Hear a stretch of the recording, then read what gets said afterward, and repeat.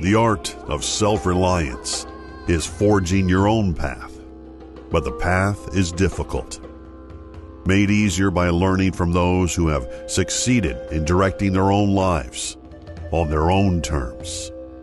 With their help and inspiration, your path to self-reliance moves from dream to reality.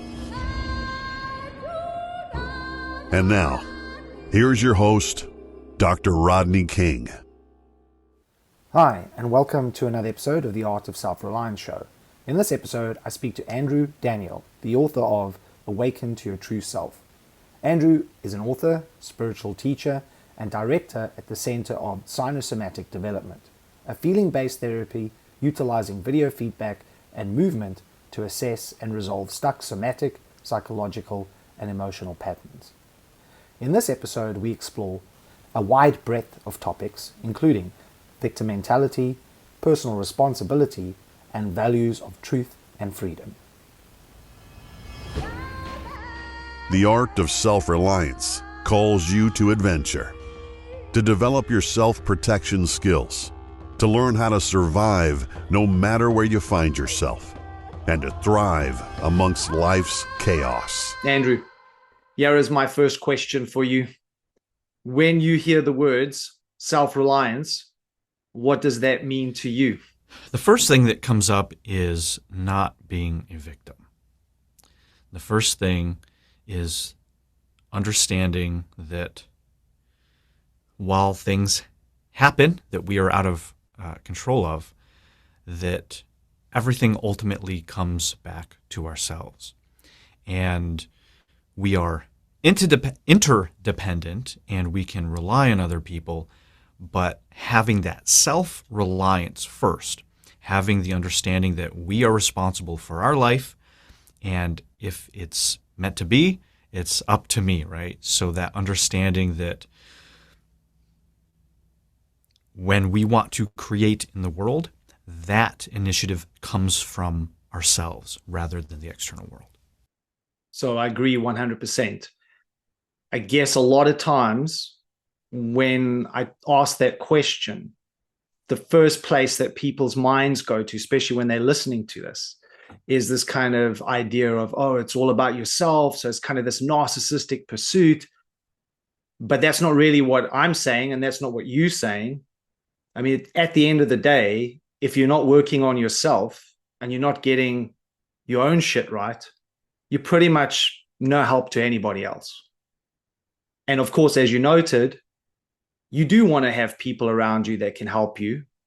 But at the end of the day, you still have to take those actions and you need to take the appropriate actions.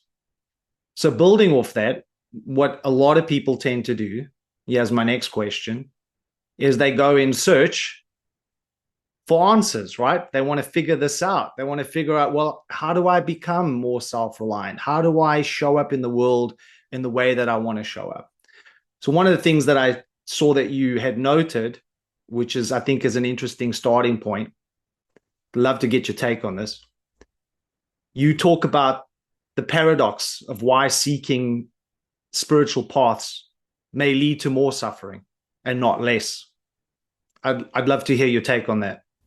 What I realized is that a lot of people who are seeking, especially around spirituality, most of the time, not always, but a lot of the time, they're coming from a place of wanting to run away from or avoid all of the things that make them human.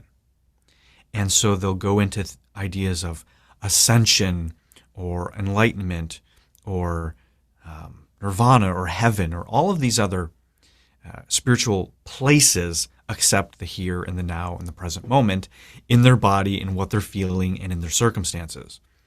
And what I found is that in most, if not a high percentage of those instances, people end up suffering more because they're avoiding the very things that make them human. And I assert that our humanity is our divinity. The things that we aspire to be spiritually are not found outside of ourselves. They're found here right now. And even if someone isn't, let's say, inherently spiritually oriented, religious, or anything like this, you can still think about this in the pinnacles of humanity, in understanding that the things that we do in our life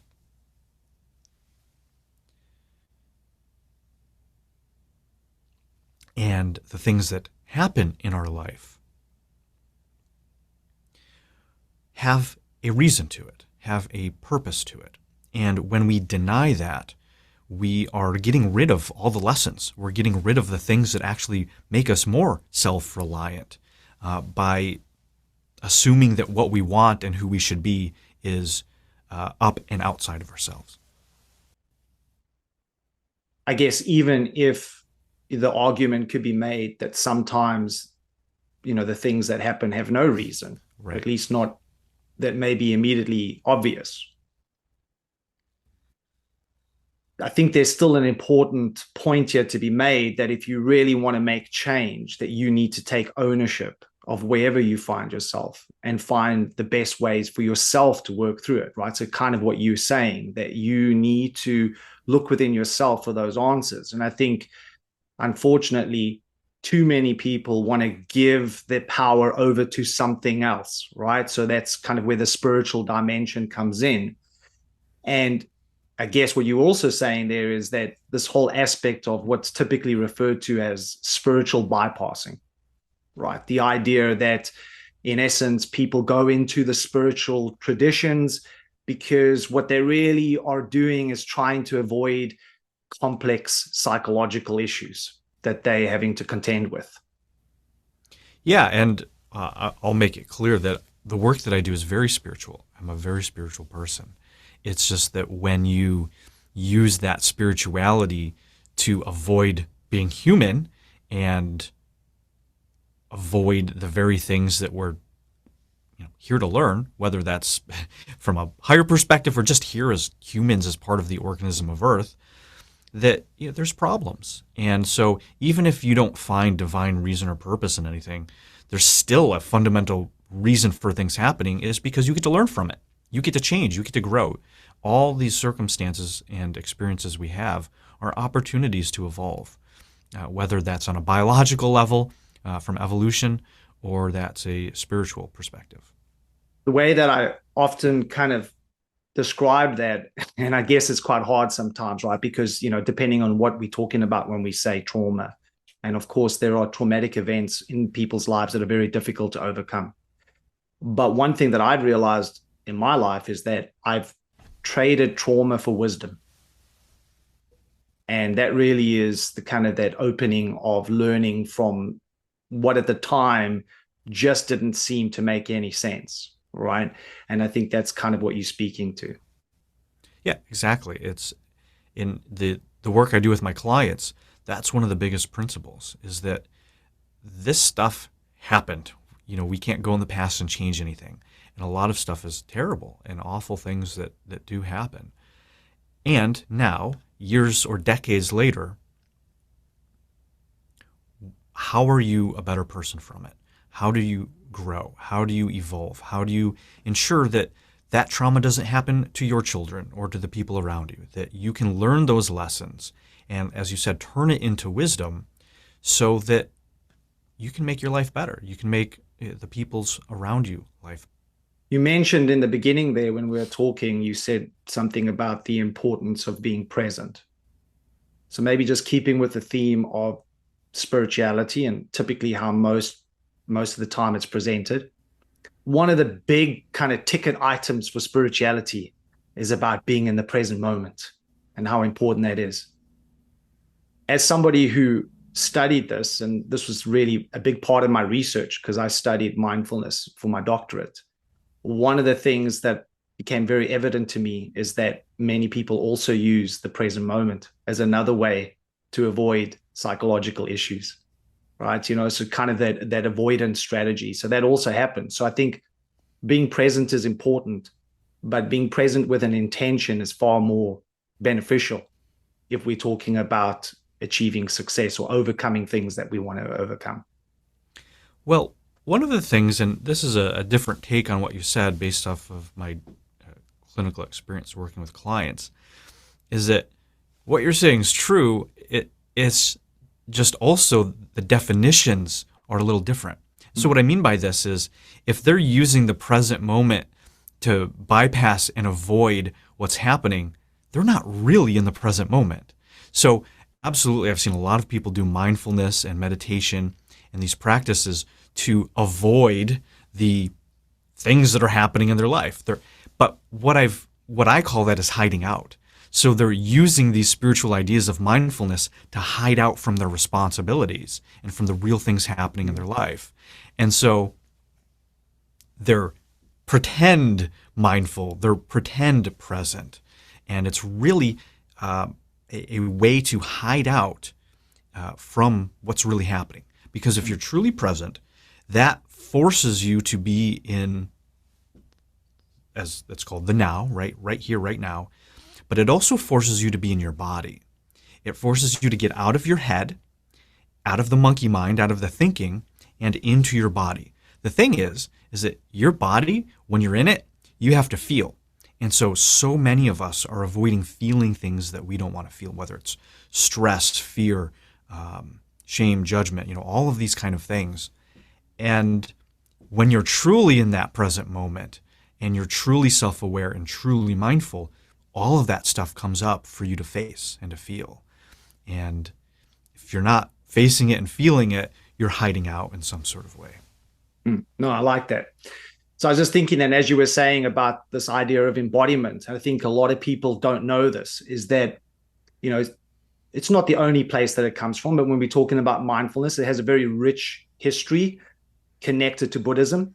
And if we talk about Siddhartha Gautama, which was, the Buddha, in what he was supposedly to have said, right, in people that recorded, his sermons and the things that he noted, he was very, very clear that mindfulness was an embodied experience.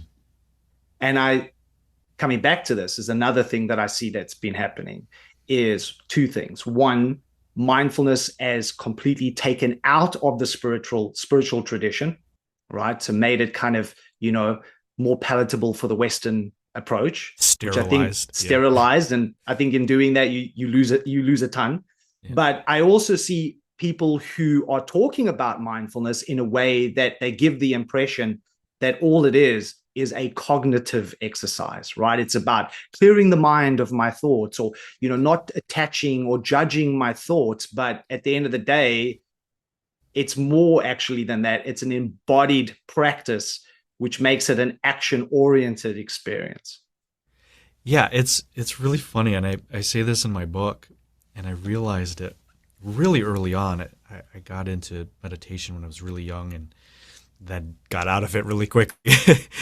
And what I realized is that so many people are trying to use the mind to quiet the mind. And so they're up in their head, trying to use their head to get out of their head. It just doesn't work. And so you have to go into the body. You have to drop out of the head and be in the body. There's no other way to do it. And so what happens is that a lot of the Western way of being is in the head. Everything is intellectual and kind of this yang, logical parsing out of everything. But this practice doesn't come from that place. It comes from the feeling place. It comes from not completely the opposite of that, because in my view it's a full integration. But it's certainly not going to happen by more trying to be in your head, understanding how to quiet your mind by thinking more about quieting your mind. So one of the ways that I describe this to people when I'm talking to them is, in simple terms, I look at it as talking different languages. So we've got the cognitive brain, that's one language, and then we've got the embodied mind, if you want to call it that has its own language. And there are instances, for example, that no amount of telling yourself in your head to do something is going to get your body to fall in line. A good example of that would be if somebody is super stressed out, right? And they're completely stressed. And most people can relate to this. When I say, okay, whenever you've been really stressed out and you've told yourself to calm down and relax, so you're saying that in your head, how well does that work for you? And most people straight away agree it doesn't work very well. And I go, well, the reason it's not working is because you're trying to talk to your body with a language it doesn't necessarily understand. Right. So the way that I go further to describe that is, just quickly, is I talk about the autonomic nervous system. You've got the sympathetic, which is your fight and flight. You've got your parasympathetic, which is your rest and digest. And of course, when you're very stressed out, your fight and flight system is running hot. And if you tell it to calm down, it doesn't understand that language. And so you have to find a different way to talk to it. And one of those ways is through embodied practices. And that could be as simple as understanding how effective breathing is, in engaging that rest and digest system and bringing it online so that you can come back to homeostasis, right? So there's a good example of how you can be sitting there telling yourself all day long to do something, and it's just not working because the communication systems are different. Yeah, I like that. Yeah, it's two different languages, and then we wonder why it's not working. You're speaking two different languages. Yeah. And I guess, coming back to what you said, and of course, when we talk about the mind, in the way that I would maybe view it, is that the mind to me is an embodied process, right? Where if you come to most people and you say, what do you mean by mind? They'll point to their head, So basically that's where you think mind is, but actually mind is everything. It's all of you. And then it's mind that gets extended. So I'm not sure what your view is on that, but it goes beyond your body, right? Is how you connect to everything around you. Yeah, well, that brings us into some even more fun conversation in the cinesomatic work that I do. What we're doing is a feeling-based process. So when I'm giving feedback to clients, or we have a group of people doing movement exercises, I'm not in my head analyzing them, having a checklist saying, oh, well, your body language means this. What I'm actually doing is feeling that interconnected field, essentially, and through that symbolic data, being able to reflect back the myths, the archetypes, and the stories that are there. And they're there, available for all of us to see. But when we're in our head analyzing it, we can't see it. And so it's actually from that mind place you were talking about in the body that extends outwards. And you actually get to see how people are subconsciously communicating all of this stuff to each other. It's really fascinating. Yeah. And so I guess in just how you describe that, I would say that that's part of spirit, at least for me. We talk about that connection, because there's, as somebody who also is a nature therapist, that's one of the practices, right? Is that deep connection to nature and realizing that you are part of, this collective source. You're not just this individual in of itself, right? Everything is connected. Tat famasi, right? Yeah, now, exactly. Now you're it. Nature, you're it. Exactly. So talk to me about coming kind of full circle about victimhood and your perspective on a lot of people not wanting to take charge of what's going on. And maybe they don't move into that spiritual realm, but this time around, what they might do is they might have this kind of victimhood mentality where that in of itself is just another way of avoiding what needs to be done, right? It's avoiding the shadows, and that is always going to be a bad thing. Yeah, because when you avoid something, you don't have access to it. And if you're avoiding it, it's running you. And so if you're not aware that these things are things you're avoiding, a victim doesn't realize they're avoiding responsibility. But what they're really doing is avoiding responsibility. They're avoiding feeling blame and guilt and shame and disempowered and hopeless and helpless, anger. All of these things not necessarily at once, in different scenarios or different things, but they are avoiding feeling this stuff. And so they project and lash outwards. And sometimes you even have inward lashing out, inward blame. And I talk about in my book that self-blame is not self-responsibility. So blaming ourselves isn't really taking ownership. You're still avoiding the accountability and responsibility of it. And so when we're avoiding all of this stuff, it means that it's directing our life. Because if something is here at the left and you don't want to go there, well, you're going to go in the opposite direction. So you're going to go in the right. Well, that literally tells you it's directing your life. And so if you eventually stop that and you stop avoiding it, you go into it, you penetrate it, you take responsibility for it, well, now you're not avoiding anything. And you get to choose 360 degrees where you want to go in your life. And so it creates incredible freedom and choice. Victims don't feel like they have choice. They feel disempowered. But once you are able to see and have the self-awareness, you're mindful enough to be aware that, oh, I'm avoiding feeling this stuff. I'm not taking responsibility. And then you do it. You go from having something in the shadows that's directing your life, that you're a victim to that as well. And you go from there into being someone who takes responsibility, and now they have freedom. Absolute freedom requires absolute responsibility. And so the more freedom you want to have in your life, take on more responsibility. Even if it doesn't make sense, even if you don't see why or how, just the simple fact of taking more responsibility for yourself, for others, for the situation, for what's happened, the more freedom and choice you'll have in your life. So exploring that a little bit further, Andrew, what would you say are the major obstacles stopping people from doing that, from confronting and going into their shadows? I'm guessing part of that, and you can say it better than I can, but definitely some of it will be things like ego, for sure. What about narcissism? Yeah. How do they play into this? Oh, those are whole other can of worms. Yeah. Narcissism is a whole topic that I address, and it's very different than a lot of what we're taught. For me, the narcissism comes from a love of not the self. Narcissists, or people doing these narcissistic behaviors, are not in love with themselves. They're in love with an image.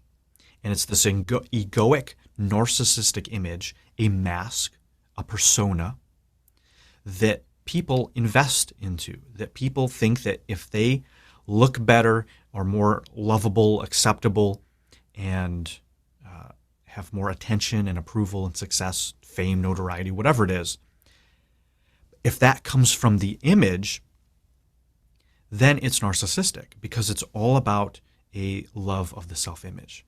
Whereas these people don't actually feel like who they inherently are is enough, is lovable. And so instead of surrendering and letting themselves be vulnerable and penetrable, they construct an image that is, in certain terms, a false idol that they begin putting all this energy into in self-help persona development. And they're building up this image. And then they're interfacing with other people out in the world with this image. And so pulling that back to the victim mentality, if that narcissistic image is supposed to be powerful, better, actualized, whatever terms that person thinks they're supposed to be, well, it's going to be in conflict with the things that you have to do in order to heal. Like being vulnerable, facing the shadow, owning all of those things. I like that. I guess one of the things I was thinking about when you were saying that was that what people need to understand is that there are gradients to this narcissistic kind of attitude. I think, unfortunately, we've kind of used that word and we've kind of almost placed it in such a way that when we talk about narcissism, we're thinking about these extreme cases of narcissistic personality disorder. But everybody for that matter can be presenting narcissistic traits as a way to avoid all the things we've been talking about. Yeah. Yeah, and we get that from our parents, our family, environment. A lot of times we don't realize this is just stuff that we figure out how to survive, how to cope. A lot of these things are coping mechanisms for our needs not being met. How much do you think the way that the modern world is set up, the way that we live today, has brought about the kind of situation that we see? Because I think you would agree, and this is definitely what the research is showing, that mental health, especially in the most modern parts of the world, so let's say the Western world, is at an all-time low. And what I typically find is that a lot of what's presented as self-help to help people through this are just more strategies and tactics to try to fit into the system, not realizing that actually it may just be the system that is the problem itself. Yeah, I think it's one of those chicken and the egg things where we definitely have technology and people and systems that are exploiting human nature. Just think of social media, these dopamine hits, all of these algorithms that are smarter than all of us combined, that know exactly the unconscious psychological, emotional buttons, even the hormonal buttons to keep us addicted. So I think that there is, and we want it, we like it. It's like, okay, here's this thing, and it is actually in part creating a lot of your suffering. Well, we'll take it away so you don't suffer anymore. No, I need it, right? And so that tells us we're addicted. And so we're a society that's heavily addicted to avoidance. We're heavily addicted to this chemical dopamine rush and hit, all of these things. And what's happening is that we're becoming less and less connected. It's this really interesting irony that we're more connected than we've ever been. And yet, everywhere I go, I see people unable to connect and have intimacy with the person right in front of them. It is terrifying. Now listen, I wrote software. I had a technology company. I use a lot of technology in the work that I do. I am a huge fan and supporter of advanced technologies. It's just that there's some people running the show. There's a certain cultural zeitgeist that is leaving us without the tools and the education and the morals and ethics to have these things serve us rather than us be the slaves to them. Yeah, that's some really good points. I think, just adding to that is that there is a paradigm. There's a definite paradigm where the world is seen to operate based on scarcity, individuality, competition, greed, resistance, and fear. I mean, all of these is what I would refer to as unsustainable thinking and being. And that in itself is where the problems arise. I mean, I agree with you. Don't believe that per se that technology is the problem, because it's about how it's used, right? But if you are creating technology, but it's driven from the paradigm that I just described, scarcity, individuality, competition, greed, resistance, and fear, are we then surprised that the outcome is less than desirable? Yeah, is more of that. Yeah. Which is also why I think that many people that I speak to who have gone down the self-help rabbit hole of reading all the different self-help books don't tend to see a lot of positive gain from doing that. And so they read one book and then they're on to the next one, and they just become self-help junkies. Because it's very, very difficult, even if the information in the book is good, it's very difficult to find a way to show up in the world that I just described. Well, people are trying to show up in the world without having to show up. Yeah. And that's like, social media or being on your phone. It's like you're out in the world, you're waiting in line, rather than being in the world, you hide out in your phone.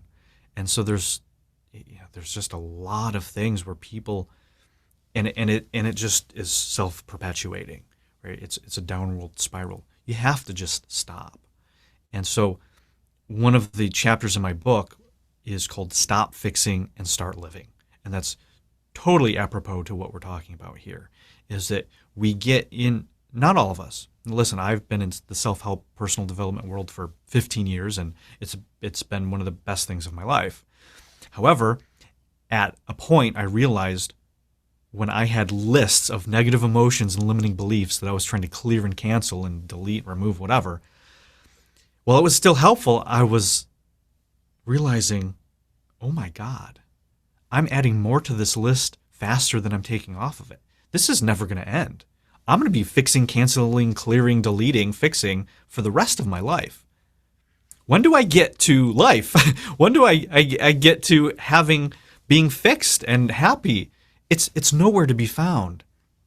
And I think that, again, not all, because that would be very hypocritical, but I think a large percentage of this industry is filled with people that aren't necessarily having people arrive at peace. They're, in order to keep the cogs spinning for whatever their ego is running, that it's just a little bit and it just keeps them trapped. And so people get stuck in the fixing cycle. I think for that paradigm reason, I also think that a lot of the strategies come from another paradigm of the head. Everybody is focused on mindset, and mindset is really important, but it's just it's more just intellect set. Nobody is really talking about, not nobody, but very few people, percentage-wise, are really addressing the trauma that's found in the body, the stuck patterns that are found in the rest of your entire system, rather than just one way you think about something. So there's multiple paradigms that I think need to be not necessarily overcame or got rid of, but evolved or transmuted in certain ways in order for people to really break through to the next step. I think also the problem is, and that kind of links into social media and all those things, is that many times a lot of these self-help gurus put themselves up as being perfect, as if they've got all their shit together. And that, if you just follow my advice, you can just be perfect like me. And I'm reminded of this quote by Jason Pargin, where he says, and I think this is the best quote I've read in a long time: "Except all of your heroes are full of shit. Your heroes aren't gods. They're just regular people who probably got good at one thing by neglecting literally everything else." And I think that's really important, right? Is that I think it comes back to what you were talking about, vulnerability. I think what we need more genuine heroes, right? People who are actually saying, listen, I don't have all the answers. Here are some things that work really well for me. I don't always get it right. I mean, people ask me that all the time. It's like, well, you did a doctorate in mindfulness. So like, you must be present 24/7 every single day. I said, no ways. Some days I'm getting it right. Some days I'm not. I got my own Freudian shit to deal with. It is what it is. Here are some things that I've learned that I think you that maybe can help you. But I think we need more real and reality and less of these kind of, gurus that are infallible and, supposedly have got all their shit together. Well, this is actually something that is really fun for me to talk about, because we don't often get here in conversations about this industry guru kind of thing. And this ties into back to what I was talking about, narcissism. And so what's happening is that because of I think we can trace it back to the star system in Hollywood back in the early century, where rather than just people who are actors, we have celebrities, we have stars. And if you imagine that in the self-help guru teacher kind of world, what we find is that their marketing and sales strategies are based around image. It's saying, this is the image that I have. You don't have that. Would you like the image that I have? Now, they're not saying image, they're saying me, but it's actually a narcissistic image. It's not who they really are. Because guess what? You can't become somebody else. You can adopt somebody's persona and image and wear a mask to be like them for your ego and approval or whatever. And so that's what they end up selling. And so very early on, I realized this was happening. And so my approach in telling people is that if you come to me for help and to work together, I'm not going to teach you how to be me. This is not an Andrew Daniel assembly line where people come in as them and they come out as me, where they come in broken and then they come out fixed. That's not at all how any of this works. This is about becoming more you than you've ever been. And you only get there by stopping the images, by stopping the external validation, by stopping the abandoning and betrayal of your true self. And that requires vulnerability. That requires taking risk. That requires tremendous courage to go out in the world, to go within inside ourselves and discover who we really are. That requires us looking at all of our shadow material. It requires us making mistakes, getting messy, doing things wrong. And for many of us, that's stuff that we've been taught not to do. I agree. And I guess that can be sometimes a very hard selling point. Yeah. Yeah, it does not sound nearly as sexy as look at my Rolls Royce and mansions and you can be like me. And However, also the formula, right? The formula is they understand it. Either they know this just because it's worked for them in the past, or they know it because they know the research.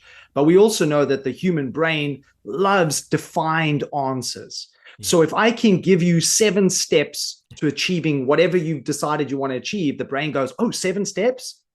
That's amazing. You know, that's why we have all of that genre, the 7 habits of X, right? And there's so many of those. That's why they exist, because the brain goes, oh, that's great. All I have to do is follow 7 steps. I want in. But, you know, the reality is, even if we go back historically to the time that all of us and our ancestors were hunter-gatherers, there was never any of that, right? And so we've created this kind of false narrative. And I totally agree with you in what you're saying. And your work sounds amazing. But I guess that can be sometimes really hard to sell, right? Especially in this day and age. Yeah, well, some of my sales copy is literally saying, you know, people come to this work expecting just more advanced of the same thing. But I start saying things like, do it wrong. It's not about feeling good. You know, the spiritual path is failing you. I start saying these things that fly in the face of, you know, perhaps decades of what they've been learning. But that's why it works when you've been doing these other things for decades and you've reached plateau after plateau after plateau and are still suffering and still haven't realized peace. And the ego, the intellect, wants to strategize.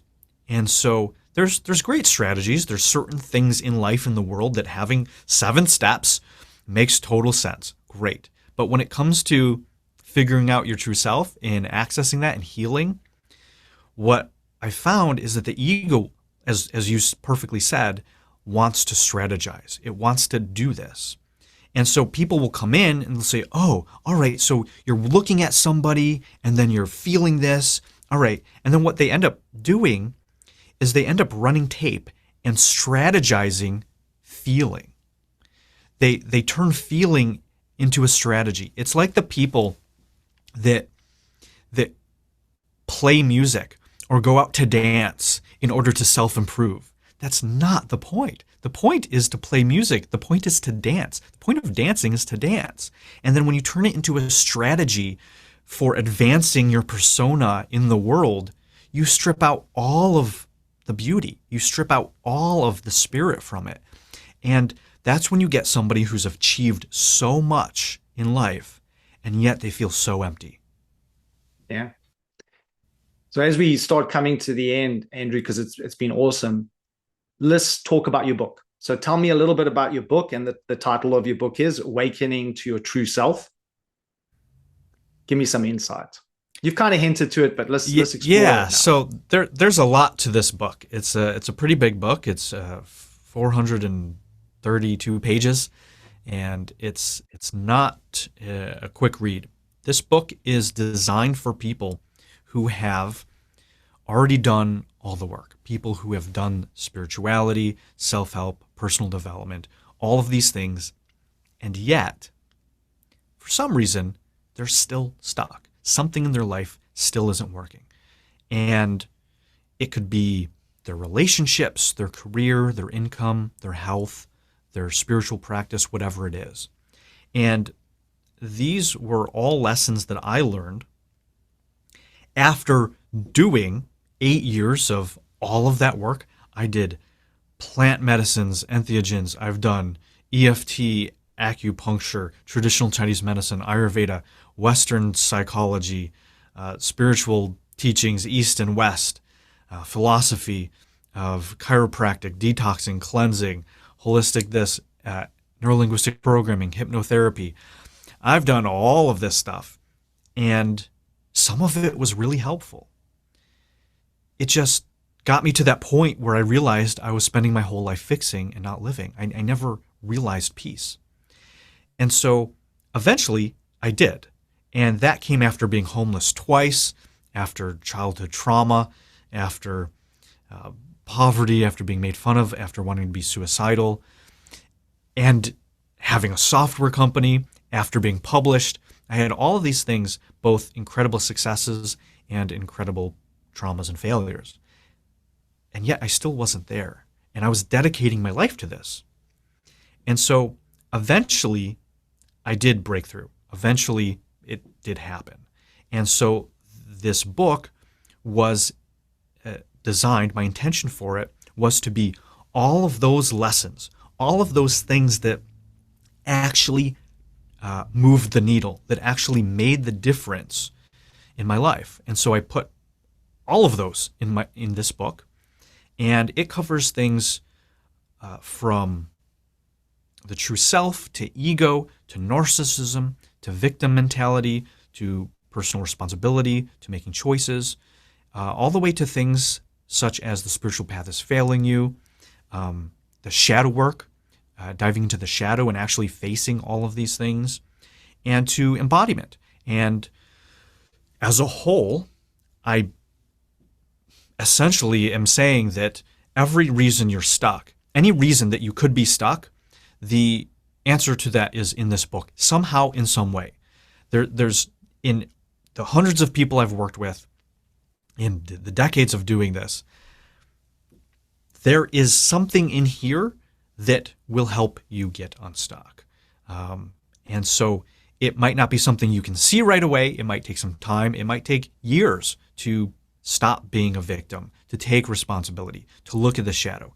It's not necessarily an overnight fix, but we're not trying to fix anything. We're trying to get you to stop doing all of the things that keep you from the truth of who you really are. So it's almost an opposite approach of a lot of the stuff out there, because I'm not giving strategies to fix yourself. Because the more fixing you do, the more it validates the lies you were broken to begin with. And so this process is all about stopping. It's about subtracting.